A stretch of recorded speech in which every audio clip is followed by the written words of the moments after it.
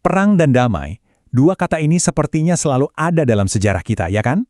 Nah, pertanyaan besarnya adalah, gimana sih iman Kristen melihat ini semua? Gimana kita sebagai orang percaya seharusnya bergulat dengan realitas kekerasan yang, ya jujur aja, rumit banget? Yuk kita bedah bareng-barang. Oke, kita langsung mulai dari sebuah ayat yang, wow, nusuk banget. Matius 15 ayat 19. Ini penting, karena ayat ini langsung menggeser perspektif kita. Perang itu bukan cuma soal politik atau perebutan wilayah. Bukan. Akar masalahnya jauh lebih dalam. Ada di sini, di dalam hati kita masing-masing. Ini masalah spiritual. Nah, jadi mari kita coba diagnosis dulu ya. Kalau dari kacamata iman Kristen, apa sih sebetulnya biang kerok dari semua perang ini? Jawabannya ternyata bukan di luar sana. Jawabannya ada di dalam. Dan ini poin kuncinya. Alkitab melihat perang itu ibaratnya cuma gejala. Gejala dari sebuah penyakit yang jauh lebih dalam, yaitu kondisi hati manusia yang sudah jatuh. Ingat cerita Kain dan Habel? Itu kan contoh paling awal. Kebencian, iri hati, kekerasan, semua itu muncul karena hubungan kita dengan Tuhan udah rusak. Jadi, perang yang kita lihat di luar itu ya cuma manifestasi dari penyakit yang ada di dalam. Lalu kita lihat ayat ini dari Markus. Agak bikin merinding ya. Yesus sendiri bilang kalau perang dan desas-desus perang itu harus terjadi. Tapi ini penting banget untuk dipahami. Ini bukan pembenaran untuk berperang. Sama sekali bukan. Ini lebih ke sebuah pengakuan, sebuah diagnosis yang jujur tentang betapa rusaknya dunia kita ini sampai akhir zaman nanti. Oke, kalau realitasnya emang sesulit itu, terus gimana dong orang Kristen harus bersikap? Nah, ternyata jawabannya nggak ada satu resep tunggal. Sepanjang sejarah gereja, setidaknya ada 4 cara pandang utama yang muncul, dan masing-masing punya argumennya sendiri. Penasaran? Yuk kita bedah. Jadi, ini dia 4 kubu pemikiran itu. Ada pasifisme yang menolak kekerasan sama sekali. Terus ada teori perang yang adil yang mencoba mengatur kekerasan. Ada juga, nah ini yang kelam, perang total, yang untungnya sekarang udah hampir nggak ada yang dukung. Dan terakhir ada visi komunitas dunia, yang fokusnya ke pencegahan. Beda-beda banget kan? Ayo kita masuk lebih dalam. Oke, yang pertama pasifisme. Ini pandangan yang jujur, radikal banget. Intinya adalah menolak kekerasan 100%. Titik. Bagi kaum pasifis menjadi pengikut Kristus itu artinya ya meniru cara hidupnya. Dan karena Yesus memilih jalan salib bukan pedang, mereka percaya lebih baik jadi korban ketidakadilan daripada jadi pelaku kekerasan. Buat mereka, salib itu bukan tanda kelemahan, tapi justru kekuatan kasih yang paling puncak. Dan dasar pemikiran mereka, ya ayat ini, kasihilah musuhmu.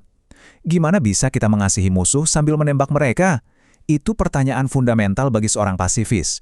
Perintah ini bagi mereka nggak bisa ditawar-tawar. Nah, sekarang kita pindah ke pendekatan kedua, teori perang yang adil. Ini mungkin yang paling mainstream dan berpengaruh dalam sejarah. Tapi ada salah paham besar di sini. Teori ini bukan tentang mencari-cari pembenaran untuk perang. Justru kebalikannya. Ini adalah usaha untuk memasang rem pada perang. Jadi kalaupun terpaksa harus pakai kekuatan, penggunaannya harus super ketat, super terbatas, dan tujuannya cuma satu, melindungi yang lemah dan menegakkan keadilan di dunia yang, ya emang nggak sempurna ini. Dasar Alkitabnya dari mana? Seringkali dari ayat seperti ini, di Roma 13. Idenya adalah Tuhan memberikan wewenang kepada pemerintah untuk menjaga ketertiban, termasuk ya memegang pedang untuk menghukum kejahatan. Jadi negara punya tugas ilahi untuk melindungi warganya. Lalu, ada sisi yang paling mengerikan, perang total. Ini adalah ideologi pokoknya harus menang, apapun caranya. Nggak peduli warga sipil jadi korban, nggak peduli kehancurannya sebesar apa. Pokoknya menang.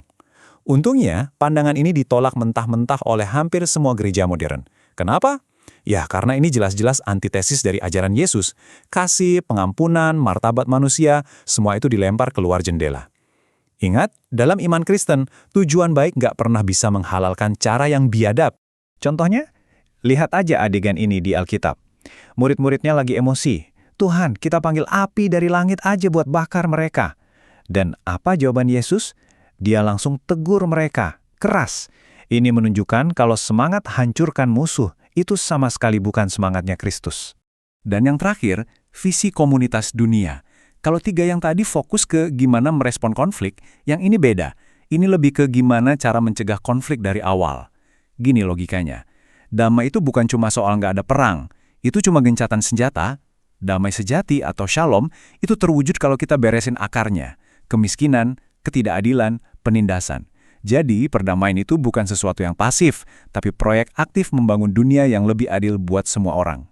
Dan visi pamungkasnya digambarkan dengan indah di kitab Yesaya ini. Bayangin, pedang diubah jadi mata bajak, tombak jadi pisau pemangkas, alat-alat untuk membunuh diubah jadi alat untuk menumbuhkan kehidupan. Wow, ini bukan cuma soal damai, ini soal transformasi total peradaban manusia. Oke, dari 4 itu, mari kita zoom in sedikit ke yang paling sering dibicarakan, yaitu teori perang yang adil. Apa sih aturannya? Nah, ini dia checklistnya. Dan ini sangat ketat. Ini bukan sekedar, oh kita diserang, ayo balas. Bukan. Harus ada alasan yang benar-benar adil, bukan karena serakah. Harus dideklarasikan oleh otoritas yang sah, bukan main hakim sendiri. Harus jadi pilihan terakhir setelah semua jalan damai buntu. Terus, kerusakannya nggak boleh lebih parah dari kebaikannya. Dan yang paling penting, warga sipil harus dilindungi. Jadi, ini bukan lampu hijau, tapi serangkaian lampu merah yang harus dilewati dulu. Dan ide ini bukan ide baru loh. Akarnya bisa kita lacak sampai ke salah satu bapak gereja paling penting, Agustinus dari Hippo, sekitar abad ke-4. Dia yang pertama kali mencoba merumuskan pemikiran ini. Walaupun belum serapi checklist tadi, gagasan-gagasan dialah yang jadi fondasi untuk tradisi panjang ini. Oke, kita udah ngomongin teori besar, strategi negara. Sekarang, mari kita bawa ini ke level yang paling personal, ke dalam hati kita. Ayat di Efesus ini mengingatkan kita tentang siapa musuh yang sebenarnya. Musuh kita itu bukan manusia lain, bukan darah dan daging. Musuh yang sesungguhnya adalah kebencian, ketamakan, kesombongan, kekuatan-kekuatan spiritual jahat yang bersemayam di dalam hati. Dan inilah intinya, kemenangan sejati menurut iman Kristen itu bukan pas kita berhasil menghancurkan musuh, bukan. Kemenangan sejati itu adalah ketika di tengah konflik paling panas sekalipun, kita nggak membiarkan kebencian menguasai hati kita. Apapun tindakan yang diambil, motivasinya harus selalu kasih dan keadilan, bukan balas dendam. Hati harus tetap bersih, itu perjuangan yang paling berat. Nah, sebagai penutup, mari kita lihat gambar besarnya. Apa sih tujuan akhir dari semua ini? Jawabannya adalah sebuah konsep yang luar biasa, yang jauh lebih dari sekedar damai. Kata itu adalah shalom. Mungkin kita sering dengar, tapi artinya ini dalam banget. Shalom itu bukan cuma nggak ada perang. Itu standar yang terlalu rendah. Shalom itu adalah kondisi di mana segala sesuatu berfungsi sebagaimana mestinya, dalam harmoni yang sempurna. Harmoni antara Tuhan, manusia, dan seluruh ciptaan. Ini adalah impian Tuhan untuk dunia. Dan lihat apa saja yang ada di dalam shalom. Ada keutuhan, artinya nggak ada lagi yang patah atau rusak. Ada relasi yang benar antara kita dengan Tuhan, dengan sesama. Ada keadilan, nggak ada lagi penindasan. Ada kesejahteraan untuk semua, dan bahkan ada kedamaian di dalam hati kita sendiri. Ini bukan cuma soal politik global, ini soal pemulihan total. Luar biasa kan? Jadi, setelah kita membahas semua ini, dari akar masalah di dalam hati sampai visi shalom yang agung, semuanya kembali ke satu pertanyaan ini. Pertanyaan yang sangat personal, buat saya dan buat Anda.